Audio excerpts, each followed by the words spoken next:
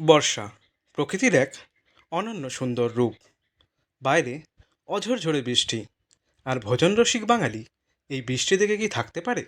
হ্যাঁ, আজকে ভোজনরসিক বাঙালির একদমই প্রিয়, আমার আপনার সকলের প্রিয় আজকে আমাদের রেসিপি খিচুড়ি, একদমই নিরামিষ খিচুড়ি। তো চলুন বন্ধুরা, আজকে দেখে নিই কীভাবে আমরা এটা রান্না করছি। তো খিচুড়ির জন্য প্রথমে আমরা নিয়ে নিয়েছি গোবিন্দভোগ চাল। এটাকে আমরা আগে থেকে ভিজিয়ে রেখেছিলাম। আর নিয়ে নিচ্ছি মুগের ডাল,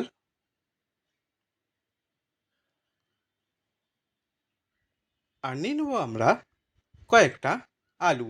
আলুটাকে আমরা আগে থেকে কেটে রেখেছিলাম। এরপর আমাদের কয়েকটা মশলা আমরা নিয়ে নেব। মশলা বলতে টমেটো, কাঁচা লঙ্কা আর আদা। এই মশলাটার খুব সুন্দর একটা পেস্ট আমরা বানিয়ে নেব। মিক্সির সাহায্যে খুব সুন্দর একটা মশলার পেস্ট আমরা বানিয়ে নিয়েছি। এরপর গ্যাসের ফ্লেমটা অন করে আমরা একটা কড়াই বসিয়ে নিয়েছি। কড়াইটা গরম হওয়ার পর আমাদের মুগের ডালটা আমরা দিয়ে নিলাম। ডালটাকে আমাদের খুব সুন্দর করে ভেজে নিতে হবে। ভাজা কথার অর্থ এটা কিন্তু একদমই পুড়ে যাবে না।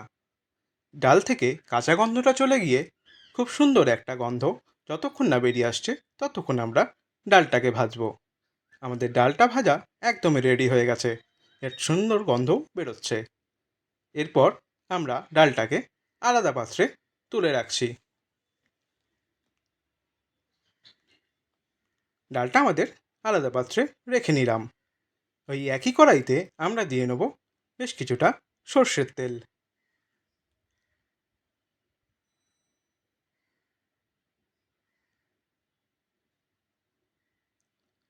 তেলটা গরম হয়ে গেলে এতে দিয়ে দেবো সামান্য একটু হলুদ গুঁড়ো। হলুদ গুঁড়ো দেওয়ার পর খুব ভালো করে তেলের সঙ্গে নেড়ে চেড়ে নেব।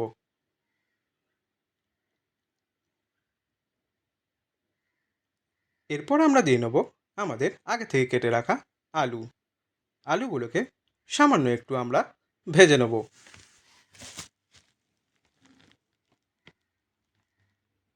2 থেকে 3 মিনিট এইভাবে নাড়াচাড়ার পর দেখবেন আলুগুলো খুব সুন্দর ভাজা হয়ে গেছে। খুব বেশি ভাজার প্রয়োজন হবে না।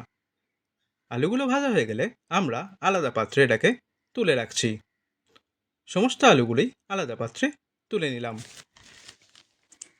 ওই একই কড়াইতে দিয়ে নেব সামান্য কয়েকটা ফোড়ন। ফোড়ন বলতে তেজপাতা, গোটা জিরে আর শুকনো লঙ্কা।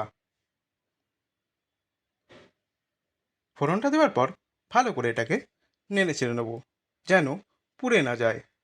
আর এইখানে আমি বলে রাখি, আমাদের সমস্ত উপকরণ ডেসক্রিপশন বক্সে দেওয়া থাকবে। আপনারা ডেসক্রিপশন বক্সটা অবশ্যই চেক করে নেবেন।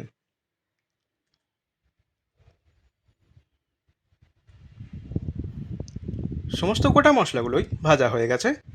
এরপর আমরা দিয়ে নিচ্ছি আমাদের আগে থেকে পেস্ট করে রাখা মশলা।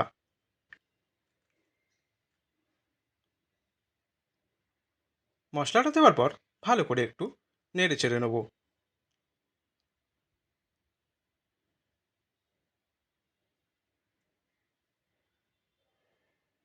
মশলার সামান্য একটু ভাজা হলে এরপর আমরা দিয়ে নেব এখানে নুন আর চিনি।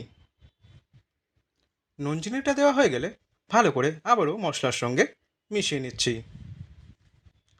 এরপরের অংশে দিয়ে নেব আমরা সামান্য একটু হলুদ গুঁড়ো। হলুদ গুঁড়ো দেওয়ার পরও ভালো করে মশলার সঙ্গে মিশিয়ে নেব।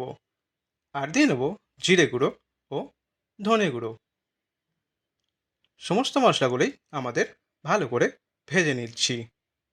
মশলাটা যতক্ষণ ভাজা হচ্ছে গ্যাসের ফ্লেমে আমরা একটা পাত্র বসিয়ে নিয়ে জল গরম করে নিয়েছি। এরপর আমরা দিয়ে নেব আমাদের আগে থেকে ভিজিয়ে রাখা চাল। চালটা দেওয়া হয়ে গেলে এরপর দিয়ে নেব আমরা ভেজে রাখা ডাল। এরপর দিয়ে নেব কয়েকটা কাঁচা লঙ্কা। সামান্য একটু ফুটলে দিয়ে নেব রঙের জন্য হলুদ গুঁড়ো। আর দিয়ে নেব নুন। নুনটা আপনারা স্বাদ মতো দেবেন। খুব ভালো করে আমরা এটাকে মিশিয়ে নিচ্ছি চাল ও ডালের সাথে।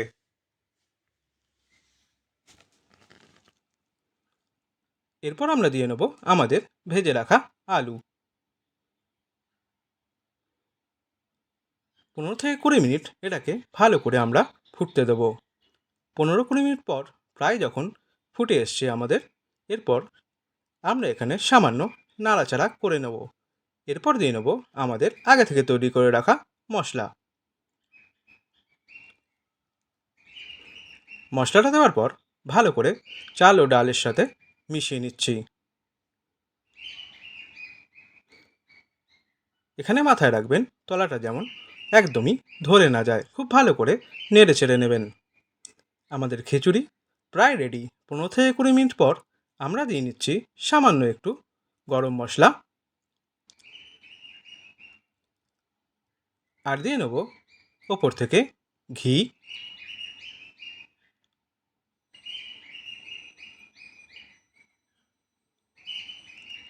আর দিয়ে নিচ্ছি সামান্য একটু ধনেপাতা কুচি। এই ধনেপাতাটা দেওয়ার কারণে খুব সুন্দর একটা ফ্লেভার আসবে। আমাদের খিচুড়ি একদমই পারফেক্টলি রেডি হয়ে গেছে। তো চলুন সার্ভ করা যাক। দুপুরবেলায় গরম গরম খিচুড়ি এবং নিরামিষ খিচুড়ি হলে তো কোনো কথাই নেই। তো বং রেসিপিস চ্যানেলে এরকম ভিডিও পাওয়ার জন্য আপনারা সবার আগে চ্যানেলটিকে সাবস্ক্রাইব করে রাখবেন, আর পাশে থাকা বেল আইকনটি অবশ্যই প্রেস করে রাখবেন, যাতে সবার আগে সবার প্রথমে ভিডিও আপনার কাছে পৌঁছে যেতে পারে।